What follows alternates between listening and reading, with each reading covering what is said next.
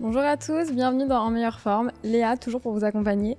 Aujourd'hui, on va parler d'un sujet extrêmement important, donc les psychoses, névroses et les troubles du comportement chez les jeunes. Pour répondre à nos questions, on a le plaisir de recevoir un spécialiste dans ce domaine qui intervient beaucoup auprès des jeunes, Seb. Seb, bonjour, comment vas-tu ?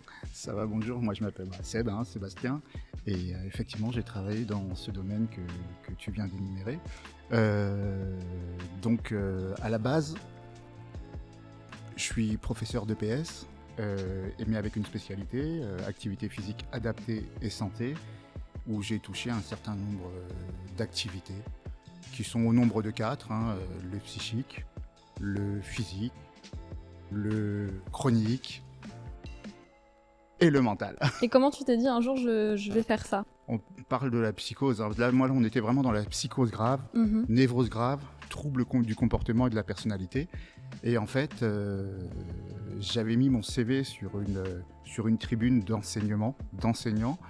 Et par hasard, un psychiatre est tombé dessus et ils en ont parlé avec un panel de personnes pour les établissements.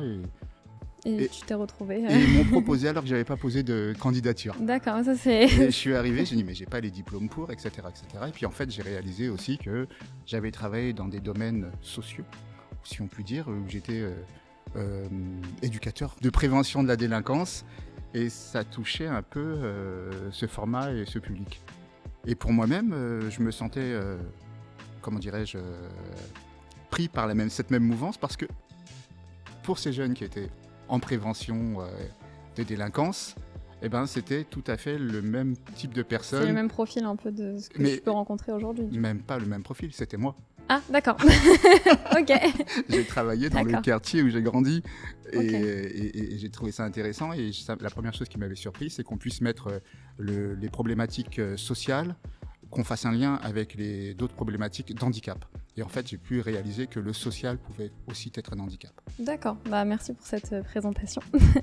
Ma première question, et je pense que tout le monde se la pose, c'est d'où proviennent ces pathologies ?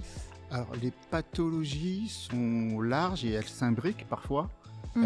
Certains diraient sont concomitantes.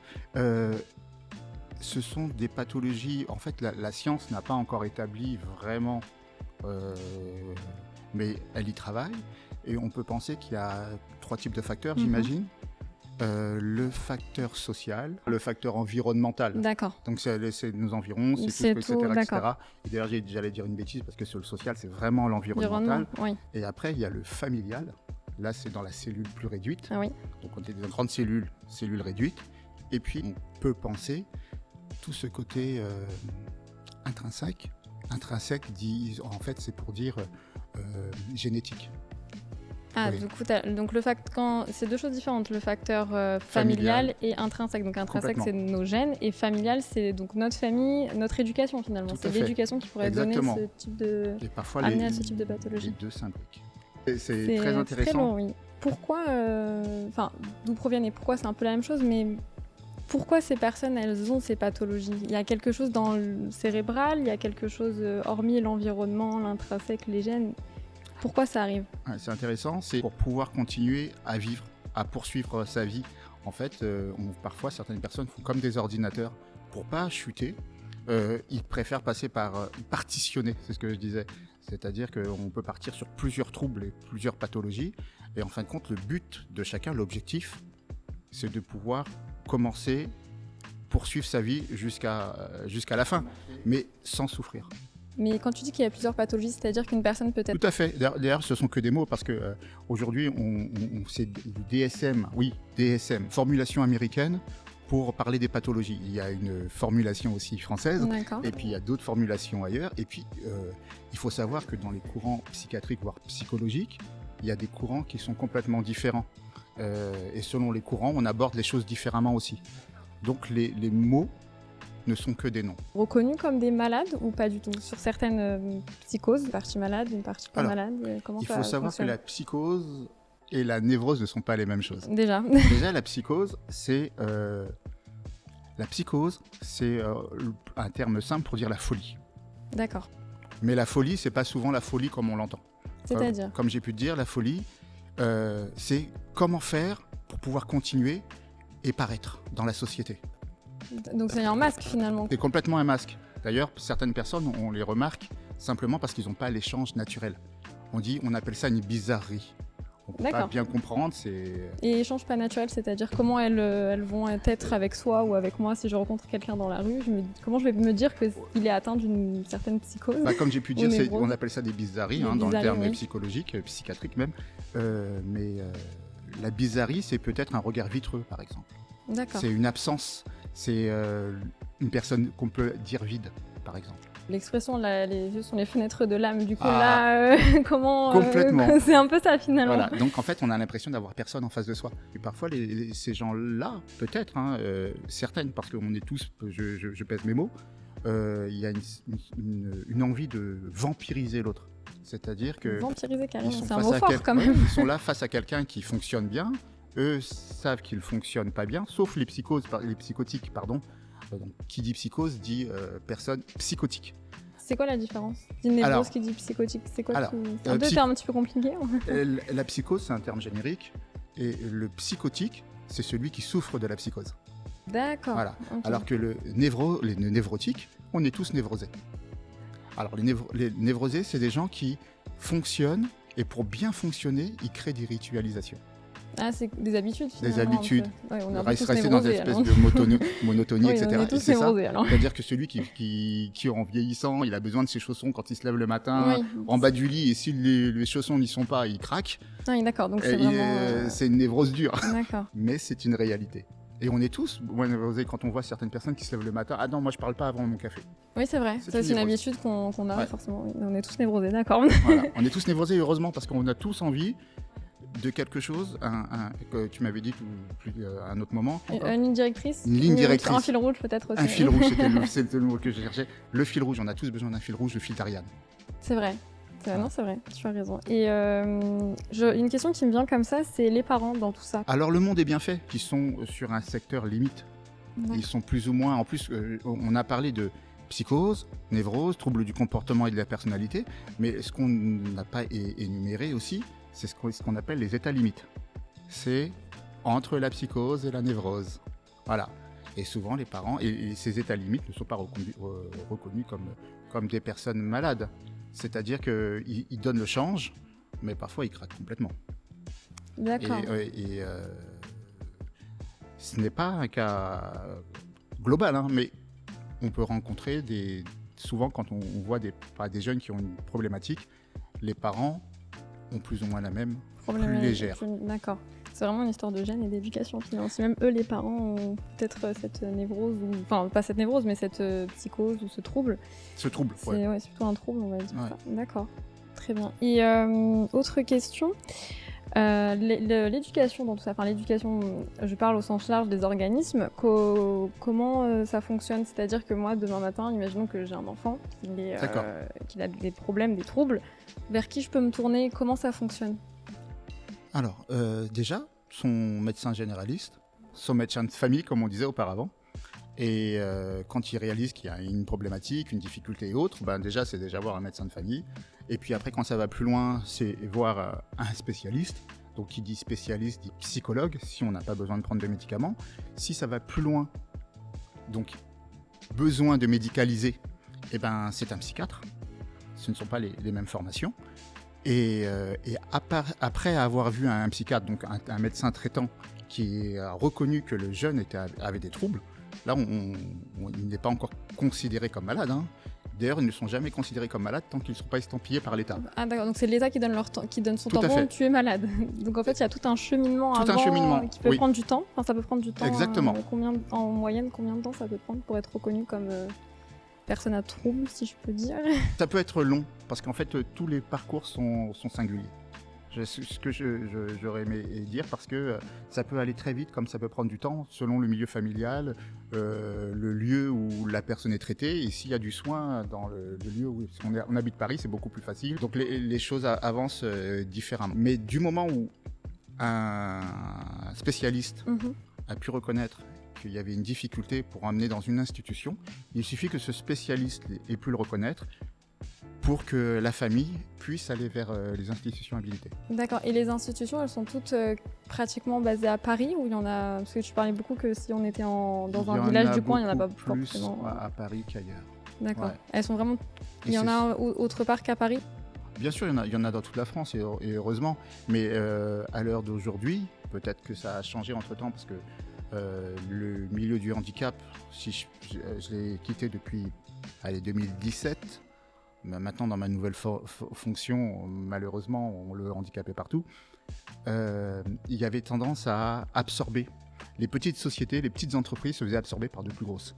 Donc c'est comme partout, hein, les espèces de décentralisation, on est dans un modèle de concentration, et les petites sociétés se faisaient avaler par d'autres, et donc on en trouve de moins en moins. Mais celles qui sont là, elles sont plus grosses. Donc mieux tenues aussi.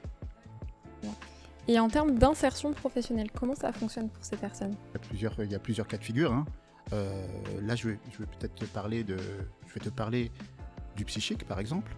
Le psychique, pour ceux qui vont mieux, c'est en fait pour ceux qui ont eu des troubles à l'adolescence. Ça s'appelle une décompensation à l'adolescence. Ce sont des jeunes qui ont complètement bien marché toute leur scolarité, puis un jour, ils ont craqué. D'accord. Ils ont craqué et il fallait les mettre ailleurs. Pourquoi? En fait, parfois, on les met ailleurs, c'est pas pour qu'eux aillent mieux. C'est pourquoi alors? C'est pour que la société puisse continuer à fonctionner. Sans eux, quoi. Tu viens d'interpréter quelque chose. Donc, dans un premier temps, c'est pour enlever l'élément difficile d'une société qui fonctionne bien. Ça me fait penser au film Divergente, ce que tu dis un peu quand même.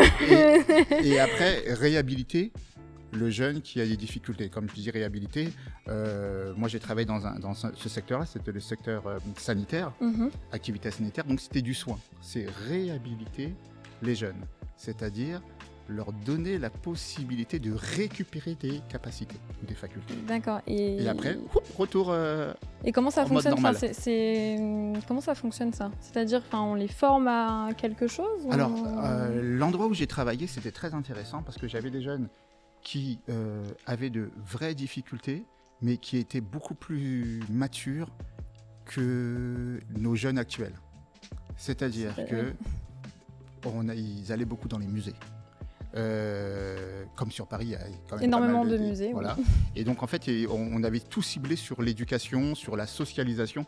Donc ils étaient plus adultes que nos jeunes actuels, qui sont entre eux, parce que eux, les autres jeunes, sont avec des adultes. En fait, il faut savoir que les jeunes dans le domaine de la réhabilitation, dans le soin, comme j'ai pu te dire, il y a un problème de vampirisation, et ils se collent à l'adulte.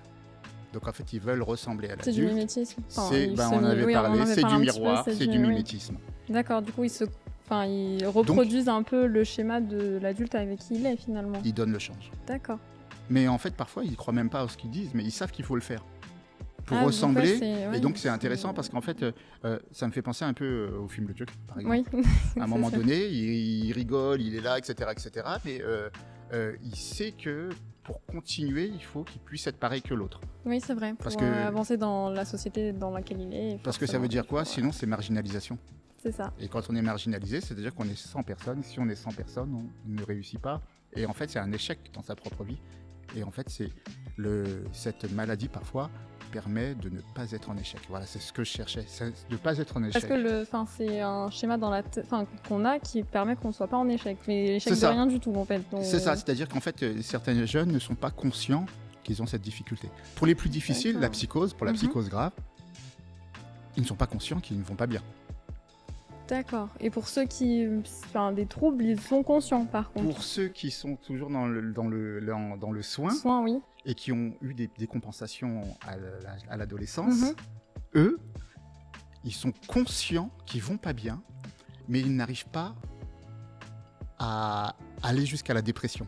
Oui, parce que justement, c'est un modèle où la dépression, c'est s'effondrer. Oui, et eux, on s'effondre jamais. D'accord. C'est comme une force finalement, bon, même si c'est pas très. Ils sont là, ils existent, et en fait, ils ne peuvent pas dépressuriser, ils ne peuvent pas aller dans la dépression, et ils sont dans l'extrême violence. En permanence. En permanence. Il n'y a jamais de pause dans... Jamais de pause.